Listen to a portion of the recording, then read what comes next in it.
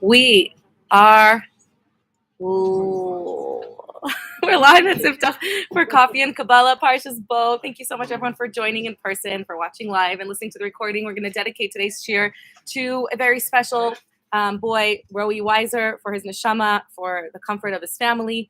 Roey was killed on October 7th by giving his life heroically defending Eretz Yisrael and Am Yisrael, and we hope to be reunited with him very, very soon. We're joined with his special Safta today, Bobby. Safta. So it's extra special, sure, and yeah. Okay, Parshas Bo. We're going to recap a little bit of Parshas Bo, just so we get an idea of what we're talking about. Welcome. Parshas Bo picks up by the 8th one of the 10 plagues. So the hint we said, I don't think I said this last week. There's a cute hint to remember which parshios have how many makos, because the plagues are divided into 2 chapters. There's 7 in Parshas Ve'era, and to remember that, we take the first letter of Ve'era and the last letter of Ve'era. The Vav is 6, the Aleph, the end of Ve'era is 1, and we have 7. So now we know there's 7 makos in Ve'era, and Bo, the first and last letter are Bet and Aleph, that's 2 and 1, 3. So we have the last 3, one of the 10 plagues in this week's Parsha. It's interesting because we learned that the 10 plagues, God could have punished the Egyptians and freed us from Egypt with 1 plague. He didn't have to do 10 plagues. He didn't have to do any plagues. He could have just said, they're going to go, right? And you'll be frozen. But the reason we learned that there's a lot of depth to the number 10, and 10 specifically, there's 10 represents a parallel, the 10 kochos of our neshama, the 10 soul powers that we have. And those 10 soul powers, interestingly enough, are actually divided into 2 categories as well. They're the 7 emotive soul powers and the 3 intellectual soul powers. There's Chachma, Bina, and Das are the intellectual ones, and Chagas, Chesed, Gvur, Tiferes, Netzach, Hod, Yisod, Machos are our 7 emotive faculties of our soul. And these 10 plagues paralleled these 10 soul faculties or soul powers. They also parallel in reverse order. It's brought down that the 10 plagues in reverse order parallel the 10 utterances that Sarah Marmarot, that Hashem created the world with, in reverse order. So the first plague is for the last of the 10 utterances, which was, I don't know, Nasa Adam Mitzalmeinu, let us make man, etc. And the last of the 10 plagues, or the last of the 10 plagues, is Bereshit bara Elokim et Hashamayim v'et haaretz. And the plague of darkness parallels, we'll get to this later, but it's interesting, we'll save this information for later, parallels the utterance of Vayomer Hashem Yehi Or, let there be light.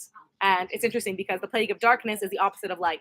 We also have these 10 utterances, these 10 plagues paralleling the 10 Seres Adibros, the 10 commandments as well. And they're not just paralleling. Each one of them has a deep connection to the 10 utterances, to the 10 commandments, and to the 10 soul faculties, which is going to be for another class, maybe closer to Passover. So we also learned that leaving Egypt is not just something that happened once. Leaving Egypt, the whole experience of leaving Egypt is a constant thing that we go through, leaving our own personal Egypt, leaving our own Mitzrayim meaning constriction and narrow strait, to being our fullest, to being free to express the fullest potential of our soul. So leaving Egypt is something we constantly experience, and we learn from the way that the Jews left Egypt those are lessons of how we can leave our own Egypt. So the 10 plagues are 10 steps to leaving our own personal Egypt. So that's a side note about the 10 plagues. So in this week's Parsha, we're on the edge of beginning the last 3 makos, the last 3 plagues, and then finally the freedom, the release of the Jewish people from 210 years of slavery in Egypt to freedom. Before that, there is the commandment to tie a sheep to their bedpost and to slaughter the sheep as the Karban Pesach and use the sheep on their doorpost to prevent the angel of death killing their firstborns. And then we have at the very end of the Parsha, when they're finally released, they bake bread, and the bread doesn't have enough time to rise because they're released so quickly. And right before they're leaving, God says, I know you want to leave already, but I'm asking you before you leave to go and knock on your Egyptian neighbors' doors and ask them for their wealth. And it says that the Egyptians, they found favor in the eyes of the Egyptian, and they gave them all of their wealth, and they cleaned out Mitzrayim. It says they Rekun. It says Vayinatzlu, they emptied out Egypt. And Rashi says it's a term of emptying out Egypt. So that's a little bit of background. Today we're going to talk about a couple of themes. The first theme we're going to speak about in today's class is going to be about the word Bo, because the name of the Parsha is Bo. What is the name of the Parsha we learned tells us about the entire depth or essence of the Parsha. So what does this word Bo mean? It means come. What's the significance of that? It seems like a very small example. Bo el Paro. Where does Bo come in? Oh, I forgot my chumash. Where Hashem says, Bo el Paro, come to Paro, to give him I forget which plague it was. One of the last few plagues. I believe it was the death of the firstborns. Carry a chitas in my car, but it's on today. Let's see if I brought it to you. I'll look it up. Maybe anyone sitting near each other they could share. I printed 6 copies. So do we have 6 copies out?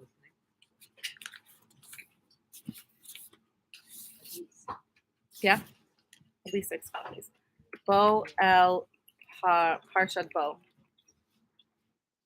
Oh, it's the beginning of the Parsha, so it has to be the third to last Makkah, which was Arbe, which was the plague of locusts.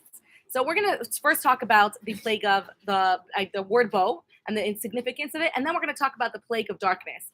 And really, the plague of darkness as an answer to the bigger question, which is why did the Jewish people have to go through 210 years of a Holocaust, of intense slavery, of torture, and really the question is, why do we have to go through the suffering that we go through now, and what is the ultimate purpose of this experience in Mitzrayim? So going back to Bo. Bo is very interesting. The question that the commentaries ask about Bo is that this is the first time that the Torah, when Hashem told Moshe 10 times to go to Paro to give him to tell him to free the Jewish people, or else he'll give them a plague. In every other instant, it uses not the word Bo, but the word, anyone know? Lech. It says Lech LeParo. Why over here did it use the word Bo? There's a lot of different answers given.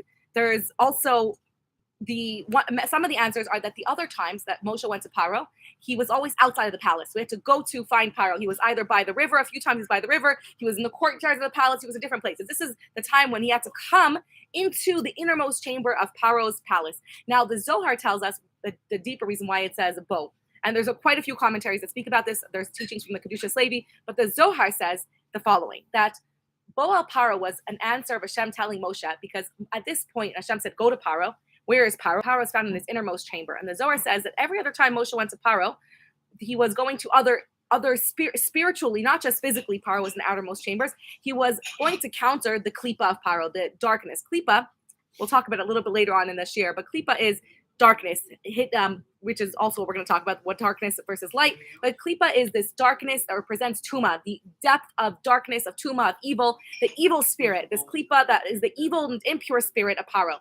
And this time was the very first time that he was being asked to go to the innermost chamber of Paro, which the Zohar says represented the innermost place of the deepest, darkest level of Tuma, of impure spirit, at the darkest level of Paro, referred to in the Haftorah as Paro representing the Tanin Hagadol. The Tanin means a crocodile or an alligator, but also means when Hashem created the world, and it said that and includes the Taninim, it was the serpents. So Paro represents the snake, the serpent represented by the snake. The snake in the beginning of creation is the root of all evil. All evil before Adam and Chava ate from that tree of life, of good and evil, of Tois Adas Tov Ra, all evil was concentrated into the snake, the serpent. So the snake and Paro represents the core and epitome of all darkness. Imagine, and Moshe says, there is no way, in the Zohar it says that Moshe said, there's no way I can go face that level of Tuma, of Klipa, without being swallowed by it. And I've been making a lot of Harry Potter references lately, like and I'm not even such a Harry Potter fan. I mean, I'm a fan, but I'm not like a total Harry Potter dork geek, but I do like it is one of the best books ever. So some of the references lately was I like to picture like Moshe's stick as like the wand that like chose him, because it says that the stick chose Moshe, like Harry Potter's stick chose him. It wouldn't go to, or his hat chose him, or his wand chose him, and the stick chose Moshe. Everyone else tried to pull it out of the ground, and it wouldn't go to anyone else. And so with Moshe's stick, and what did Moshe use a stick for? To perform all the miracles or all the spells. So in this Harry Potter metaphor, I imagine it like Harry Potter having to go and face Voldemort, like in his room, like the root of all evil, like that fear that like I cannot go to that space. So that was like a picture I have of like Moshe saying like, there's no way I can go there. Like I can face levels of Tuma, of dark, that found at Paro, but to go into the core essence, the innermost chamber represents the soul sucking, like Death Vader, like energy. If you don't know Harry Potter, I apologize. Just ignore these references. But there's like soul sucking. He says, there's no way I can be there and not be consumed by evil. I don't have the spiritual power to overcome him. So what does Hashem answer him? Hashem says, you're right. You can't. If you were to go alone, that is the source of all evil, of all darkness, of all cruelty in the world, like going into like the innermost chamber of Hamas, into where the source of all evil happens. It's like horrifying to even think about the root of total cruelty and evil. But Hashem says, if you were going alone, that would be one thing. But I'm not asking you to go. I'm not sending you and saying, Lech. I'm telling you, Bo, which means come with me. I'm going to be there. You're just coming with me. And alone, of course, you can't face it. Alone on your own, you cannot face that level of darkness and fear and despair and cruelty and evil. But with me at your side, I'm going to be there with you, and together I'm going to help you overcome. We're going to be able to overcome that level of darkness together because you're with me. And the message for our lives is that in times of our lives, we feel that sometimes, we have challenges, that we're told to look at the light and to find the light in the darkness and to overcome them and to see the meaning and the inner purpose and to overcome these. But there's times that we feel that Hashem sends us a level of darkness that if this, like, I think to myself, certain things that happen to people, I'm like, if that happened to me, I would die. There's no way I could face those challenges that have happened to people that I'm close to. And I think that to myself, and they say to me that I also thought that I could never face that tragedy, those challenges in my life, that darkness. If I would enter it, I would feel I would die in a moment from the pain. And the way that they overcame it, or people who are close to me shared, was constantly remembering that this is not their own challenge. This is a challenge that Hashem gave them, that they have the power to overcome it, and that Hashem is with them, and constantly turning to Hashem every moment of the day to say, Hashem, I can't do this on my own. So the message for us is that when, God forbid, and we should never have to face these challenges, but if we're in our time in our lives, God forbid, or we find ourselves in a darkness that we feel that I can't face on my own, that we stop and say, Hashem, I can't do this on my own, and to feel that Hashem is saying, you're never on your own, I'm with you. And to ask Hashem to be with me, say, Hashem, I can't face this on my own. And even in smaller ways in our life, if we feel like I can't do this right now, like this is too much, I can't do this. So to stop and say, Hashem, please be with me. Please let me feel you with me. Please let me feel your presence. Please come with me and help me, because I can't do this on my own. And the Alter Rebbe actually gives us advice that if you're plagued and if you're trying to daven and you're plagued by external thoughts and distracted thoughts, and you're just tortured and you can't even concentrate on one word, what do you do? When you can't do it on your own, he says, stop and ask Hashem for help, because you can't do it on your own. And not to forget that, yes, on our own we can't do it, but with Hashem, if we say, Bo'al Paro, Hashem says, I'm there, I'm asking you to come with me, and I'll guide you through this darkness. And when we turn and we open ourselves up and say, Hashem, please show me that you're with me. Please help me through this. Pray that we never, ever experience those things, and that we feel Hashem in every moment of our lives, not just in the hardest moments, and that we shouldn't have to go to such a dark place. Yeah. But when he said lech, he wasn't with him. So he was, but Moshe obviously Hashem was always. He was saying, Bo, I'm with you, just come. But here Moshe needed that reminder. So here Moshe needed that. The tumah was greater. The tumah was greater. Hashem is always with you. It's a great question, because obviously Hashem was with him every single time. But in this space, Moshe needed the reminder, Hashem, to say, I'm not sending you on your own. You're coming with me. We're coming together. And I've used this metaphor in the past to talk about, in general, going through dark moments in our life, or any dark and scary thing in our life that we feel like I can't face it, to remember sometimes to ask someone to be with us, so we're not going alone, right? We have Hashem with us, and sometimes we also need another person to be with us in those moments, even though it might seem like, what's the point of them being there? Like there was a difficult meeting I had to have, like that I was very scared for with my boss. I didn't know what they wanted to talk to me about. It was many years ago. And I was like, maybe they're going to fire me. I have to negotiate. And I was so afraid. My husband's like, I'll come with you. I'm like, why? The meeting's about me. What are you going to do there? Like, it's so awkward. And he's like, no, I'll just be with you for moral support. And he came with me, and I was like, okay, like, let's do that. And he was just there with me. And I felt more empowered to, be able to say what I needed to say, rather than just feeling like swallowed, even though these are good people I had a meeting with. So if in such a small way, it was so empowering just to know I'm not going alone, to remember again, if we have to go somewhere that feels overwhelming, to hopefully have someone in our life that we can reach out to and say, can you come with me? And I've learned this, and this is something I've thought about. And when I have friends or people that in the community that are going through a challenging time, let's say it's happened a few times where people I'm close to have had to go to a divorce hearing, and that's such a painful thing to go through. I've said, do you want me to come with you? And they're like, for what? Just to be with you, because it's such a difficult time. Just have somebody sitting with you. And so that's like a message that I took from this. So sometimes to ask people to come with us, and also if someone's going through something and we think like, what can I do for them? What will and be there for you in whatever hard thing you have to go through? Can I just sit next to you and be? And that's really what Shiva is. Shiva means just to sit and be there with somebody. And that's what like the word in the translation is. Like there's nothing to do, there's nothing to say, there's nothing you can do, but having somebody sit with you lessens the burden. And I know I've said this before, but it's again what the message of Bo is. So let us hopefully have people in our corner to be there for us through the hard times, and be there for other people, and may we not have to experience those difficult times any longer. L'chaim. So moving on to thought number 2, which is obviously going to be very connected to thought number 1. In this week's Parsha, we have a lot of questions on the plague, the second to last plague, the plague of darkness. The difference between the plague of darkness and all the other plagues is very unique in that all the other plagues caused suffering to the Egyptians. In this plague, nothing really happened. And other times there was a cause and effect. After this plague, there was nobody dead, nobody got. So what was the point? What was the punishment here? What was the inner reason of this plague of darkness? What was accomplished in it? So Rashi actually has this question. We're gonna look in our sources. Didn't it cause tremendous fear? Yeah. And it was a darkness that could be felt, and it caused them to be stuck in their seat. But what was the real punishment here? It seems it's different. It is different. There was no like actual plague other than that they were in darkness. So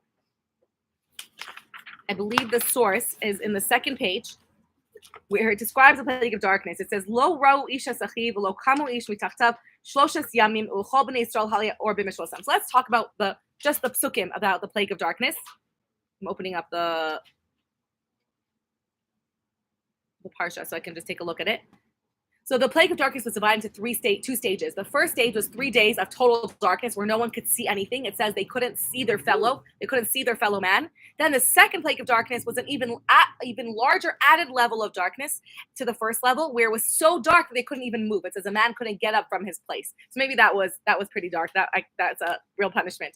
And so the Rashi says, what are these 3 choshech afela? What is this extra level of darkness? What happened in this extra level of darkness? What was actually going on? So on the second page, you can look Rashi, Shemos Perek Yod Pasuk Chav Gimel or Chav Beis. Rashi says, Shoshes Yamim choshech shel ofel. It was overwhelming darkness, a darkness of gloom. Shelo ra'u isha sachiv, that a man didn't see his friend Osan Gimel Yamim for the first 3 days. The Od Shloshes Yamim Acherim, and 3 more consecutive days of darkness. Choshech mechupal al zeh, a double darkness. This double was doubled or times 7.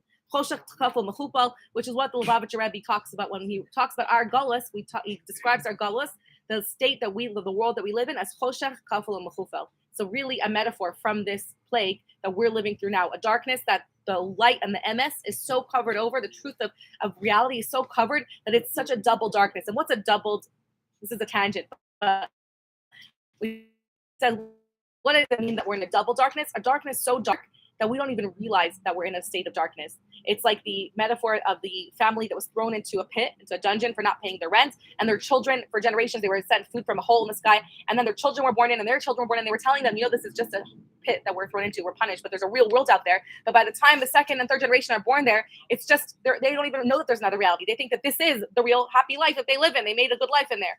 And that's the darkness that we live in. We're in such a dark state of reality, and we forget sometimes that we don't even realize that this is not normal. This is not a normal world. This is a world of tremendous darkness, that there's a real world of light and truth, and that we're in a distorted, not normal version of reality. It doesn't mean we have to be miserable, but it means that we have to be aware of what truth is and how dark this reality is and what MS is.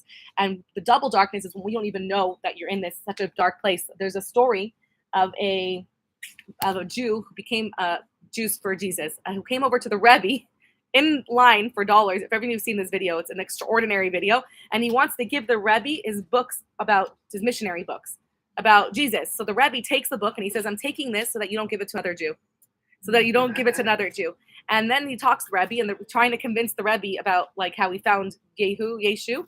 And the Rebbe tells him that he's not well, like his soul, he's not well, that he's ill, like he's spiritually ill. And he says he's not. And the Rebbe says that there's an illness when somebody is ill and they don't even know that they're ill. That's a doubled illness. It's like a double darkness. That it's one thing someone knows they're ill and they can go on the road to success. It's another thing if somebody is ill and doesn't even know that they're ill. It's even worse because they have no chance of they're so far from recovery. Apparently, after this meeting with the Rebbe, something touched his soul, and now there's a video going around a couple of years later, that he is religious again. And he shows the video of him putting on tefillin and talking about how this encounter changed his life. But the double level of darkness is that it's so dark you're not even aware of how corrupt what truth is, what emes is. You don't even realize that there's a problem, that there's an illness. So that's what's going on in the world. Yeah, that's what's happening now. Even in mental health, because the difference between I've had depression in the past and anxiety in the past, and Baruch Hashem, I'm in a much better place now. But I always said that what's way worse about depression than anxiety is that with anxiety you're not well, but you're when you're triggered, when you're in a bad place. At least for me, my experience was that at least I knew. I'm like, this is anxiety. This is not me. But when I was depressed, I wasn't aware that there was no awareness. I really believed the things that I felt. So I really felt that those things that I felt, those horrible thoughts about myself, those feelings of worthlessness were real. And I wasn't aware this is just oppression and there's a real me underneath. So it really takes over that. And that was what was so scary. It was like a black cloud. However they describe it is real, because it's a cloud that doesn't even allow you to see that this is an illness, that this is an illness, and that there's a way out and that you can be better. And then once, thank God, like once I got to a place of being better, I was like, oh wow, like that really wasn't me. But in the moment, you really can't see it.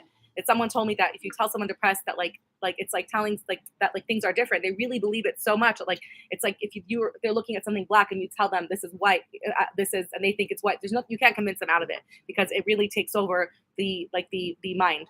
So that was what was scary about that. It's like a double darkness. So no one should have any of those mental health struggles. But I think it helps us to know what people are going through and to know what you can and cannot argue, like in the perception, right? And what you can and cannot accomplish when you're trying to help somebody who's struggling with mental struggles or emotional struggles. Okay, so that was all a tangent. We're going back to this Rashi where we're saying that what was the point of this darkness? Rashi explains what happened in this double darkness. So he says 3 days, when a man couldn't rise, Yoshev ein cholamod, a sitting person couldn't stand, and a yamod, and a standing person couldn't sit. Lama hevi elam choshech. And why did Hashem bring about darkness? 2 reasons, he says. The first reason, there were many evil people in Egypt, in amongst Bnei Israel, that were so accustomed to the darkness of Galus and the evil that they didn't want to leave. They said, we can't, that state when you're in such a bad place, when someone's in such a horrible, abusive relationship, but they don't want to leave because they become so accustomed to that they can't even imagine being outside of that, being independent, etc. They didn't want to leave. In fact, some commentaries say that 4/5 of the Jewish people didn't leave. And what happened to those people? Hashem didn't want to punish them or that they would die with the Egyptians but they were bad. They were such evil people. They were like those Jews that helping the other side. And so Hashem said he'd let them die during the plague of darkness when the Egyptians can't see anything, can't get up and know what's happening, so that if the Egyptians won't mock the God of Israel and say, look, even the Jewish people are dying with our plagues. It's not just a plague against the Egyptians. It's just natural disasters that keep happening. So that's when Hashem punished them all, and all those Jewish people, even some opinions say 4/5, died during this plague of darkness. The other reason, right? They won't see their downfall. So, the second reason he says, and this is what we're going to talk about a lot, that the Jewish people searched and found their vessels, their material wealth, and it was time to leave Egypt, right? A little bit later, a few weeks later, they would go to the doors and say, please give us your wealth. But and they would say, we have nothing left. We have no wealth left. Omer lo, he would have to say to him, I saw in your house, I saw that you have gold and silver in your house, and it is over there in that cabinet, and they would have to give it to them. So we actually learned that the Gemara tells us there was an extra miracle made for Bnei Israel during this time, that they, not just that they didn't have the plague of darkness, because it says in the pasuk, and if you go back to the pasuk, Yud Chav Gimel, L'chol Bnei Israel haya or b'mishvosam, they had light in their dwellings. Then not only did they have light, why does it have to tell us this, that they had light? Because all the plagues until now only happened to the Egyptians and not the Jewish people. So why is it pointing out that they had light? To tell us that not only did they have light, but they had a supernatural light of revelation revealed to them. Extra light. And I call it X-ray vision. I don't know. I didn't read all the Harry Potters. Let me know if there's a connection. But they had an X-ray vision that not only, and it would paint them out to be, and later on, let's go a little bit later on, when they went door to door to say, can you give us your wealth? And they gave it to them. It says that they found favor in the eyes of neighbors. It says, where did they find favor? Once they said to them, I know where your vessels are. I saw them at the Choshech. They said, wow, if you're really just trying to like use us and to punish us and to get the best of us, you could have just taken it then, but you didn't. You waited to ask us for it, and this is obviously for a higher purpose. And they were so impressed by the integrity of the Jewish people that they could have just taken it by Makas Choshech, but Hashem wanted it for deeper reasons to come willingly, that the Egyptians give it over willingly, so that they were said, you know what, take it all, you deserve it, and they gave all of their wealth, and the Jewish people cleaned out Egypt. So going back to this Rashi, so we have a couple of questions about this. One of the questions is about the X-ray vision. What was the point of this extra miracle to know about this? What was the deeper reason for needing to know this miracle about the X-ray vision? They could have just, put fear into them and said, give us all of your wealth, and even if it's hiding, otherwise God's going to punish you more. And they would have been like, here, take it all, because the Egyptians wanted the Jewish people to leave at that point. The second question we have is on the act itself, going later on in the Parsha. So about darkness, we still want to understand, we still need to talk about the deeper meaning of the plague of darkness, the deeper intention of how it punished the Egyptians. And we also want to talk about the the reason for this extra miracle. Hashem doesn't do extra miracles for no reason. Why this miracle happened, that they had this supervision to see where the Jewish people, where the Egyptians lived, why it was so important. Now we have another question later on. We're going to go to turn to your first page of sources, where we spoke about them cleaning out Mitzrayim, where it says, Hashem, go back, Pasuk Perik Yud Aleph, Pasuk Beis. This is after Hashem is freeing them. Paro is begging them to leave. He wants them to go already, but no. Hashem says, don't go yet. Let me skip to this parak. Yud Aleph, Pasuk Beis.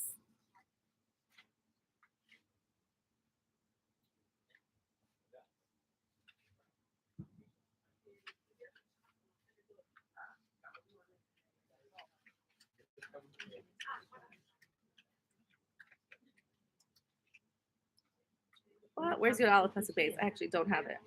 It's so weird.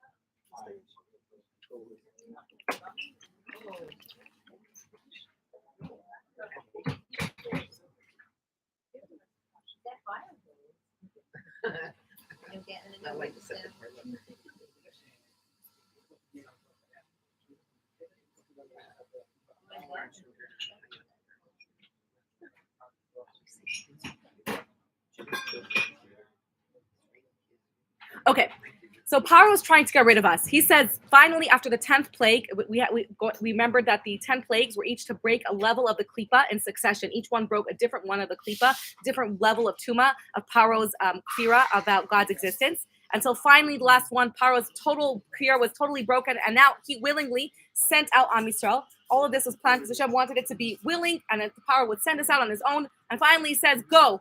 And he says, I don't want to see you ever again. The next time you see me, he says, you're going to die. You shall die. If you see me again, I'm going to kill you. I can't see you anymore. So what does Hashem say to Bnei Israel? This is really, really fascinating. We have a lot of questions about this.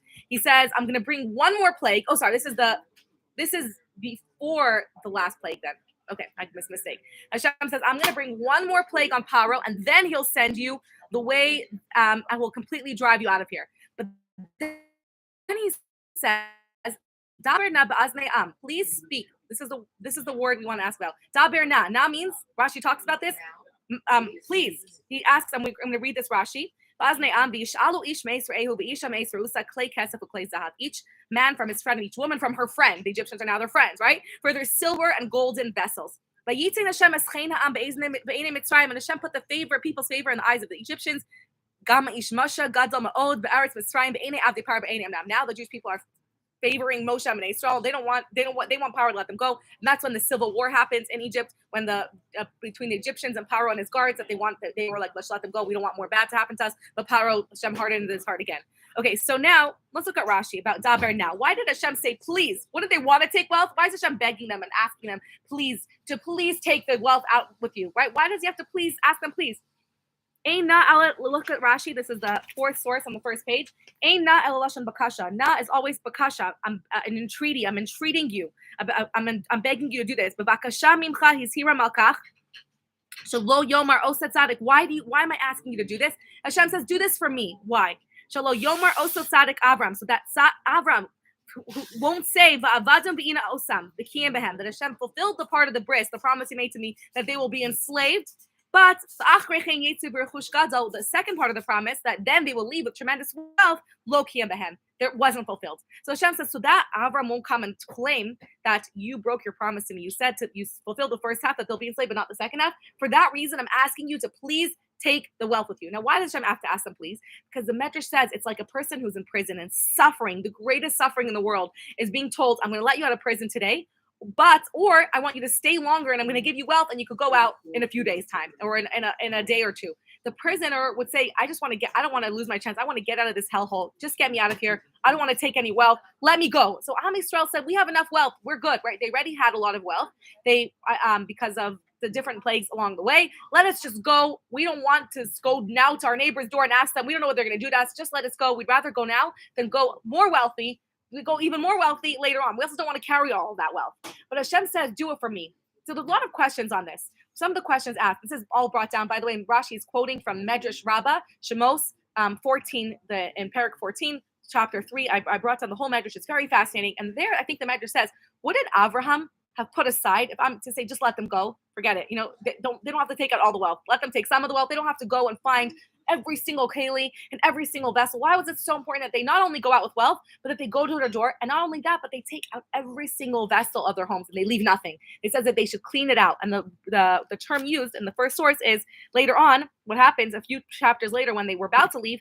Hashem Nasan, again, it says Eschein Ha'am Be'enei Mitzrayim. It says a chapter later that Hashem disposed the Egyptians favorably toward the people by Yeshilum, and they let them have everything they wanted by Yanatzlu et Mitzrayim. The word Yanatzlu is very unusual. It says they stripped the Egyptians. They emptied them out. They cleaned them out. Rashi over there says, what's Vayinatzlu? Virokinu. They emptied out. Okay, so I learned this word because I'm a balanit in the women's mikvah here, and every few weeks we have to liroken at the mikvah, which means to empty out the mikvah. And that's something at the end of my shift, I'll empty out the water of the mikvah. It's really cool. And then we clean it out. The cleaners come the next day, they scrub down the mikvah, and then they refill it with clean water. And this happens every couple of weeks or every month. So that's how I know the word liroken, to completely empty out. So Hashem said, not only do I want you to take their wealth, but I want you to empty them out from all of their wealth. Now, why is this so important? Why empty them out? Doesn't that make us seem like greedy? Like greedy Jews? Is that where it came from? What is the point of this? Wouldn't they just want to go out already and not have the burden of taking every single thing, going door to door? What was this extra miracle done before? So we're left with all these questions. Right. Clean them, right? But at the same time, they would have rather. The Jewish people then said, we'd rather just go. But Hashem said, for that reason, Hashem said, please, so that you don't just leave, so you do it for me. And the question is about Avram. Wouldn't Avram have forgo the second part of the verse and say, just let them go? So the answer is that it's not really just for Abraham. And this is really the answer to this is answers and gives us clarity on the entire question that Moshe had in Shemos. Why do you put us through suffering? Why did you put them through 210 years of bitter suffering of slavery? Why are you putting us in Galus now? Why are we in such a dark place? And the answer from Hashem to Moshe is really found. The answer is, and the secret is, and Kabbalah is found specifically in the promise Hashem made to Avram Avinu that you have to go down. You're going to go down, and they're going to be enslaved. It's not just a promise that, it'll be worth it. It's not just a promise that after they're suffering, don't worry, they're going to come out wealthy. It's going to be worth it. It's not worth it. But it's actually Hashem telling Avram Avinu years before why they have to go down in the first place. They need to go down and be enslaved so that they can come out with the wealth. The purpose of their descent is to take the wealth out with them, to take the wealth, because the wealth doesn't just represent taking out the physical wealth from Egypt. The wealth represents so much more than that. It represents the sparks of Kedusha, the spark of godliness in all the materialistic wealth, which was the reason that you had to go down there in the first place. And this is the reason that I planned this all in Vayesha, when the brothers sold Yosef. It's actually said over there that it was a plan of Hashem. Hashem made it that they sold Yosef and that he would end up in Mitzrayim. So that he would be the viceroy of Egypt, and he would put into the plan that would happen with the hunger, that Paro would now be able to exercise the plan that because of the hunger in the whole world, all of the wealth of the world would be funneled into Egypt, would all end up in Egypt, and all the wealth of the world, because Egypt was the only place with food, because they were the only ones who stored food, and everyone came and sold their wealth to acquire food. And now what happened after Yosef did that is that Egypt is a place where all of the wealth of the world is now gathered into, where Egypt is it's the largest, it's the most successful, powerful, wealthy country of the world. Now, why is that so important? We're going to give a little bit of a lesson of Kabbalah. A little bit of a Kabbalah 101. Kabbalah teaches us that going back to the beginning of the creation of the world, that before our world was created, God wanted to reveal all of his light to us. Hashem wanted that light should be revealed in darkness, that there should be, or in Moshvosam, where there's darkness, that there's light. There's a world of physicality, and that Hashem could connect and shine his light even in the darkest places, even the lowest places, and even people who have free choice, who live in a dark world, will still choose God. So Hashem made previous worlds before our worlds, and Kabbalah tells us what happened in those worlds is that God revealed too much light. There was so much light that those worlds shattered. And then what happened when Hashem made our world is that he took that light and he hid it. It says literally on the first day of creation that Hashem created light, and then he hid that light for the time of Mashiach. He said the light can't be shining as brightly because it was too much. It overwhelmed the world. The whole world shattered from the explosion of too much light. The mashal Kabbalah gives is if you take hot water and pour it into a thin porcelain glass cup, and it doesn't have, what happens to that cup? If the cup is not heat resistant, it explodes. Because there's too much heat, too much intensity. And it explodes that cup. So those explosion of those previous worlds, what happened in that? All of the light, that tremendous light of Kedusha, those sparks or those shatters fell into our world. And that is the secret of Kabbalah called the mystical secret of the Rapach Nitzutzin, the 288 sparks. And 202 of those sparks were all gathered into. So where do those sparks fall? They fell into our world. And where are they found? In the materialistic objects in the world, in all of the materialistic wealth in the objects in the world. That's where those sparks of Kedusha are hidden and trapped. And Hashem made those sparks fell in our world, and Hashem put them into the physical objects as an encasing. He made these physical objects as a klipa, as a shell to protect us from the intense light that would happen if they all just fell in our world and were revealed. So Hashem created the physical world as a shell, as a klipa, as an encasing for this godly light, for this divine energy to hide and be hidden inside the materialistic objects in the world. And our job, being in this world, Adam Rishon's job, and now our job in the world, every single one of us, is that every neshama, Hashem divided first it was Adam's soul, Adam's neshama that was supposed to elevate the sparks of Kedusha that were found, and he failed by eating from Eitz Hadas.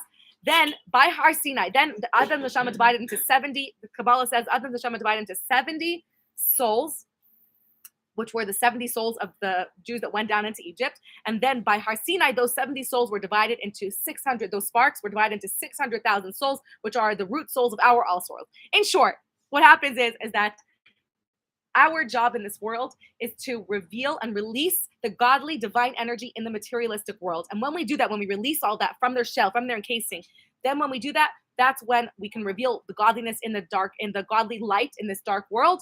And when all that work is done, Mashiach comes. When Mashiach comes, when we reveal all that, and what happens when Mashiach comes, we learn is really Hashem just taking off the covering, revealing that light that was hidden from the beginning of creation, taking it out of its hiding place, and it's the Or HaGanuz that's spoken about in the beginning of creation, and finally revealing it, and we are now able to handle that same light that we couldn't handle then, because we've in this darkness, in this galus, in Mitzrayim, and now in darkness, we've created, it says that Shemesh Umagin Hashem, the Torah and the mitzvahs that we do are a shield for us, create clothing, create garments to protect us, so that when the light is revealed, when we do a mitzvah and the light is revealed, we have the keli, we have the vessel, we're strengthening our vessel, we have this garment to receive the light without shattering. So we're strengthening our vessel, we're creating a stronger vessel, so that finally when Hashem reveals the light, we have this vessel to receive it.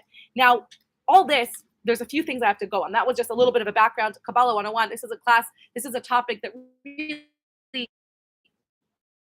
needs way more explanation. So if it went over your head, that's totally fine. It's something that we learned for years and years to even grasp a little bit of. But it's important to know because of two things. First of all, the deeper meaning of what happened in Makas Koshech is really cool. If you go in the Gemara, and I think it's Maseches Pesachim, Pesach, where it talks about what was this darkness, there's two opinions. It's crazy. They're opposite opinions. One opinion says, where did this darkness come from? One opinion says it came from the depths of Gehenna, from hell, which makes sense, right? This darkness came from hell. The other opinion says that what was this darkness? It was the light. Hashem shone for a moment, that blinding light that he hid at the beginning of creation, and that caused the darkness. So how do those work together? So there's a beautiful teaching that I read that says that they actually are the same thing. That when Hashem took that blinding light, what happens to someone who can't see in I don't know if this is actually what they're called, but the Rebbe called blind people, or maybe this is what they're called in Israel, sagina, or too much light. When there's too much light, you're blinded. You can't see. You have too much light. So when Hashem revealed that light, the people who were wicked, the wicked, perverse, horrible, cruel Egyptians were blinded by that light, and it became completely dark. They couldn't move because of that light just shattered all of their vessels, and they were stuck.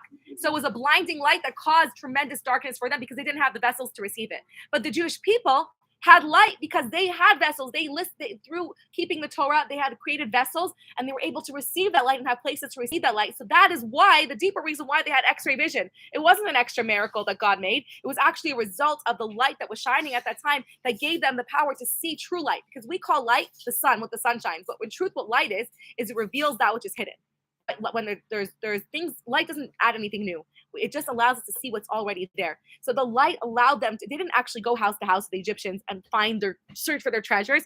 They were able to see from the beginning. It says that with that light, tzaddikim could see from the beginning of the world to the end of the world, right? Some of the tzaddikim of Ruach HaKodesh over the years, they had a glimpse of that light to see the emes, to see the truth of what the world really is, to have a glimpse into emes, into the true reality. So the Jews who had vessels to receive that light were able to use that light and enable them to have the true vision of how the world could have been, with tremendous light, without being completely blinded and darkened and consumed by that light. So that extra level of light that was shining allowed them to have this x-ray vision, to suddenly know everything, to know where everything's hidden, to have this knowledge and see what was already there, right? Light allows us to see what's already there. And going into even more deep, if you go into what it says, and this is so cool, what is do this later. So there are too many. So we had the questions. Why did Hashem beg us to take out the wealth? What was the inner purpose of the darkness? The inner purpose of the darkness really wasn't even that. It was just Hashem shining light, and the Egyptians who had only darkness in their life and had no vessels that contain light were blinded by it. It was really, and we also know the two other reasons for why this darkness happened, and for the Jewish people to have this glimpse of light. What is the purpose of the X-ray vision of Bnei Israel? So now, why did Hashem do this miracle? We know that it was a revelation of light that allowed them to see everything. What was the purpose of this? Which really is the question of why did Hashem want us to take out every single thing from them? And going back now we'll have some more clarity. There was two things I wanted to learn from this. A, the reason of darkness, but one more thing is that our mission in life, that every one of our neshamas, we said that Adam's neshama, let's put that aside now. At Har Sinai, Hashem gave every single one of every single soul is born into this world with certain sparks that she is in task to elevate in this world. And Hashem puts us in the right body, in the exact space, in the exact places in our life, and it helps us, and we encounter that Hashem puts in our path the exact people that we need to encounter in order to reach those sparks and elevate those sparks. The way we elevate those sparks was last week's year on Parsha was all about Shabbat and elevating sparks of Kedusha in food and then materialism. But in short, it's utilizing any materialism in our lives that's mutar for a higher purpose. If we can utilize if we find materialism in our lives and we take that and utilize it for something positive, to create a beautiful home, to have a gorgeous home, a home that radiates God's will, a home that is shomer Torah mitzvos, to utilize coffee to have a shear, to utilize the energy of the food, the naps that we have to continue doing positive. When we do that, we release that spark from its captivity in that item, in that object, and we release that spark back to its source, and we are elevated and we fulfill our mission in life. And our entire life's mission is designed around finding out the sparks that we're meant to encounter, the person, the people, and the places. And that's why every place we end up, whether we think that we're lost, we think we made a wrong turn, we think we're stuck in traffic, we're never stuck anywhere. We're always sent, right? And wherever we are, we're sent there. Hashem guides us to the exact places that we need to go to encounter the exact sparks that we need to elevate. Our soul specifically has different sparks. Every soul has unique sparks that are different to others, which is the deeper reason of why we crave certain foods as opposed to other people craving other foods. They're going to crave and be the inner meaning why we're pulled to certain places in nature, certain places in the world. The real reason is because there's sparks of Kedusha there that we need to elevate. And if we go there and don't utilize and have the divine intention, we kind of miss our chance. We might have to keep going back there. And how we elevate it is by having intention, being intentional with all the materialism that in our possession, to utilize it to reveal the godly intention in that thing. To think, why would Hashem create this? Or even on a deeper level, to sense and to feel the divinity. If you go on a beautiful nature hike because you're drawn there, to reveal the divinity in it, to look at the world and say, this is divine. This is divine beauty. This is Hashem's divine beauty, and to release it, to make a bracha. Like there's a story that Baal Shem Tov sent a man into the river to go somewhere and he didn't find anything, and he came back and he said there was nothing there. I didn't have any mission. And he said, what did you do? We said, did you eat anything? No. He says, were you thirsty? He said, I was thirsty, so I took a cup of water from the river and made a bracha on it. And he says that river, that lake, has been waiting from thousands of years since the beginning of creation for your soul to come and make a blessing on it to elevate the entire lake. So we never know where we're meant to be or where we are, so that we can just show the divine intention by making a blessing, by having a divine intention, by saying a pasuk there in that space, by noticing the godly beauty in everything that we encounter. And that is really the secret of all, according to Kabbalah, the secret of our creation and of everything the secrets of our purpose in life. Now, it also answers the secret of why Yosef was sent down, why he had to become the viceroy of Egypt, why there was a famine, why it was important to know. All of that was the whole reason that we were sent down into Galus. And really, this is a Dvar Torah from last week's Parsha about Va'era, that Va'era was an answer to Moshe right after Moshe asked, Lama Re'osa Lama Zeh, why did you do bad why are you torturing us? Hashem said, Va'era, I appeared to who? To Avram, Yitzchak, and Yaakov, Bekel Shakai, with my name of Kel Shakai, Ubishmi Hashem, my name Havaya Yod Hei Vav Yeh, I didn't reveal myself to them. To say that I couldn't get to that revelation of the ultimate emes of the name of Havaya, which is the highest level of revelation, with the Avos, and that was why. And why is it an answer? And he says, but through you going into the Yerida, we're descending into Mitzrayim, and elevating the sparks of Kedusha. The whole descent is for the purpose of ascent, and that afterwards, and this is clearly said in the Psukim, that afterwards you will come and receive the Torah, and I'm going to reveal myself to you with Anochi, with my essence, with Havaya. And for now on, I can reveal myself to the essence to you because of the descent for the purpose of ascent. So Mitzrayim is telling him that the secret there is that was part one of the answer to Moshe, that the descent, the Yerida, is always going down to Mitzrayim. Every Yerida in the world is for the purpose of an Aliyah. And not only is it for the purpose afterwards of the Aliyah, but the Yerida itself is part of the Aliyah.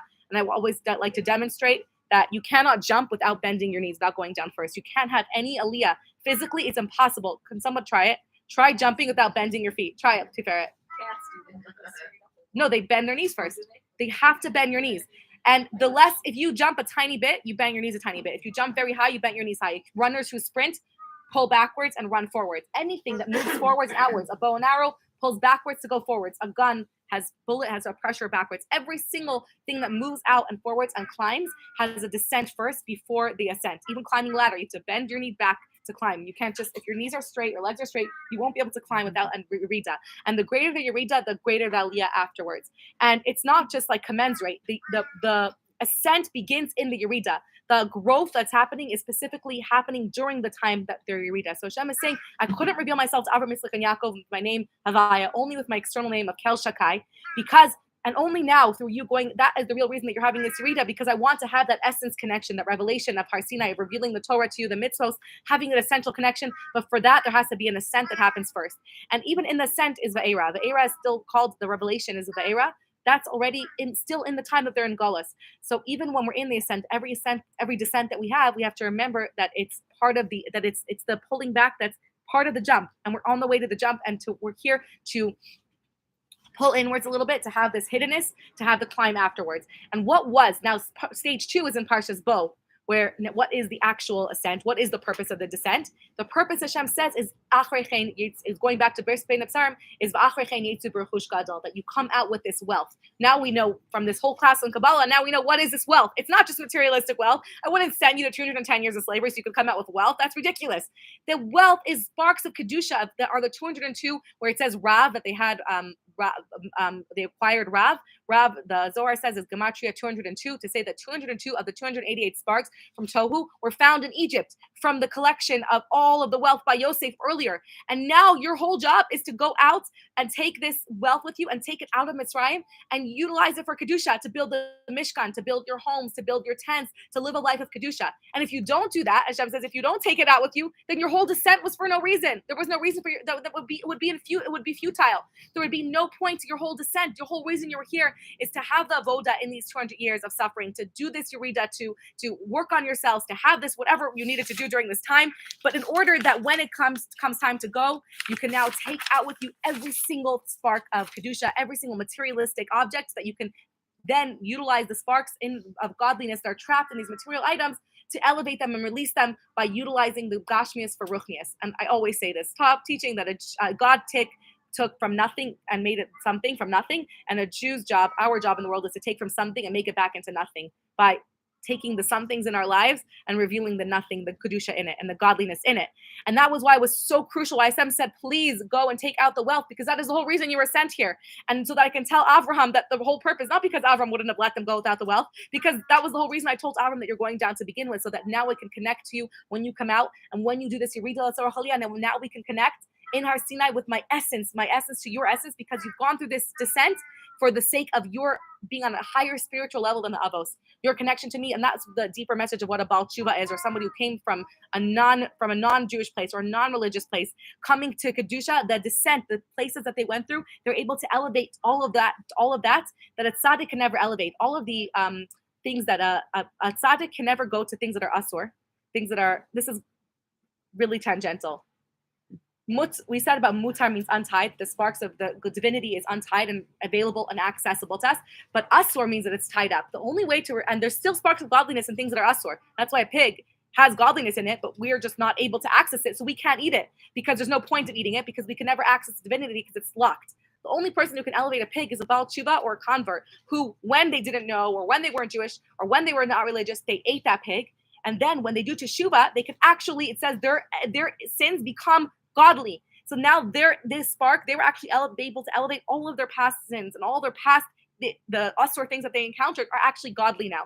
When Mashiach comes, obviously those things will be untied, and that's why we'll be able to allow to eat those things, because we'll have access to the sparks of divinity in it. And that's why pig is called chazir, because it means yachzor, it will return. We'll be able to then return the sparks of godliness. So that was a total tangent about why you, someone who comes, it says, well, a place where Baal Tshuva stands, a tzaddik gomer could never stand because of the yerida, because of the descent of the Baal Tshuva, or the person who converted.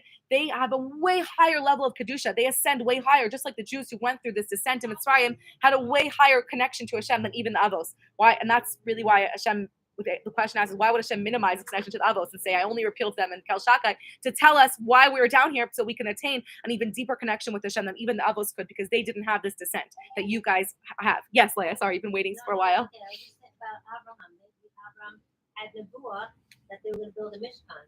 Mm-hmm. Maybe because they're taking the refuge. Right.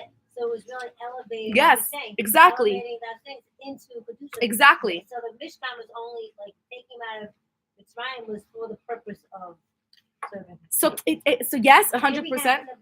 What? Did he have Nebuah? Yeah, Avram knew this. That's why Avram said you can't go without taking the rechush.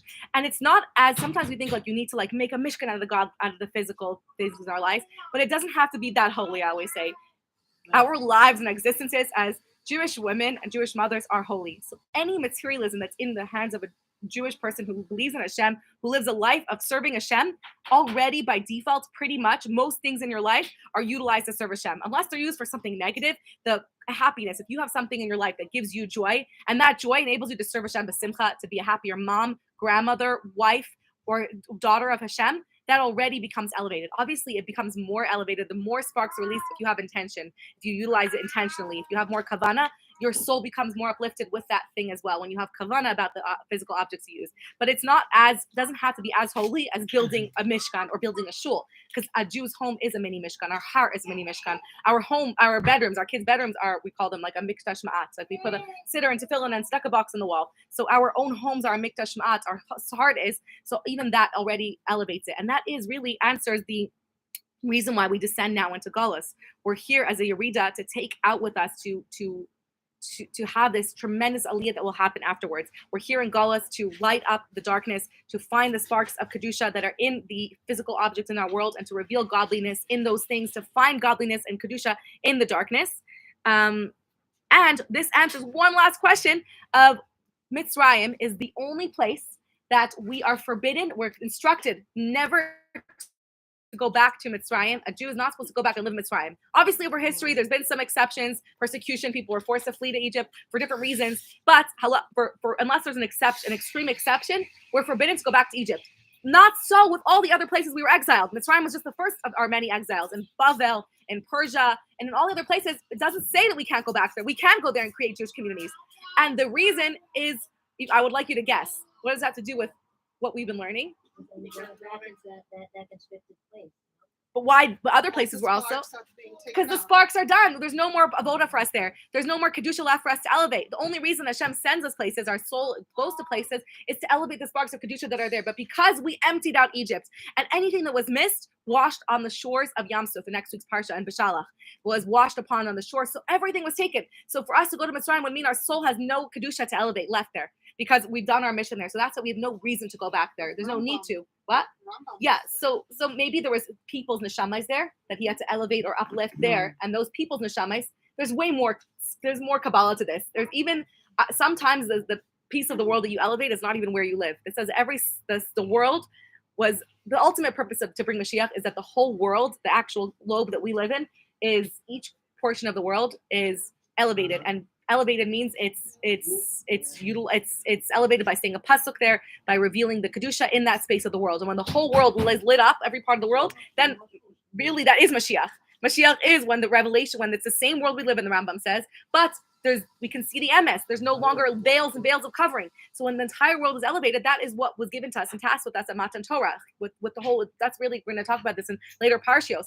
But the way it worked was that at Har Sinai, Hashem divided the world into 600,000 pieces, and each piece is connected to one of the souls, the 600,000 souls of Am Yisrael that were there, standing there, and our souls were all standing there. And even though there's more than 600,000 Jews, there's 600,000 root souls, and then those are further subdivided. So, which basically to tell us, this is chapter 37 of Tanya, that every one of our souls is connected to a certain part of the world. And when we elevate our own soul, when we do work on our midos, on becoming the best person best version of person we can be, automatically, without being there, somewhere in the world, there's a chelak of the world that's connected to your soul that is being elevated by your work. So even if you're not there, so even if you're in Egypt, you're still elevating the world by elevating your soul, by uncovering the depths of connection, the muna and your neshama, and all the work that you have to do on becoming your best, utilizing your soul's potential. That was a total tangent, but that's really also another few-hour class just to understand that concept. But that's the secret of the elevation of the spaces of the world and the puzzle piece that is our soul. I found that super fascinating. Anyway, so I'm gonna end off flat. She is. So your husband? I actually always wanted to go to Egypt for fun, but now that I think about it, I'm like, maybe I shouldn't go there because I can't elevate anything there. I was there 3 days. The first day was a lot of fun. The second day was a little bit trying. The third day, I wanted to get out of there. On the other hand, a lot of parts of Egypt were in Egypt then, like Sinai is in Egypt now, but then it wasn't part of Egypt, right? Because Sinai is where we got the Torah, and I'm like, I want to go to Har. My dream was before I had kids was to spend Matan Torah at Har Sinai. That's like we should do a women's trip there. Now that I have kids, like my dreams are like to get my kids to school by 8 a.m. My kids don't like that. I don't cry by the time my kids are out in school. They didn't like wear out all my energy. So yeah, our dreams change. So I want to bless us all to realize that light and dark are not opposites, but they're actually the same thing. That too much light ends up causing darkness to somebody who is so evil and has no space to receive that light. It shatters their darkness. So to recognize that in our own dark, and why is it important? That just like in the plague of Egypt, when it was double darkness, the Jews had light. Even though we live in a world of darkness, of double darkness, a darkness that is so heavy that if we actually think about the reality of the world, it's scary.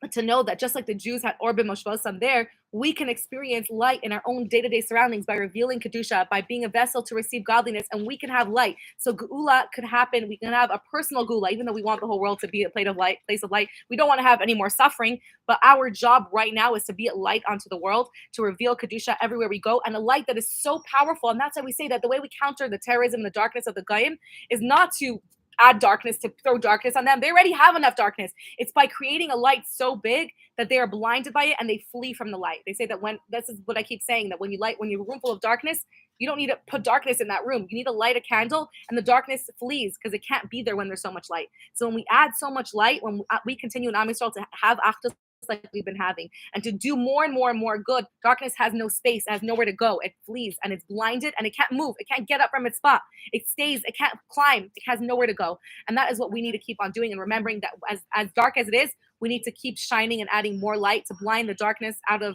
into extinction. Maybe we have merit to have the ultimate revelation where Hashem will reveal all of that light, and we'll get to live in a world of MS and no more darkness. L'chaim. Thank you for joining. If you like this video, please leave a little like. Someone did it. I was so touched. Who wrote hi, Kiki? Was it you last week? I was very excited. Someone left a comment. Leave a like. Share this with your friends. And join me next week. Wait, so what happened to the other world? They shattered. What happened to the other? Oh, the rest of the sparks is what we're doing now in Golis.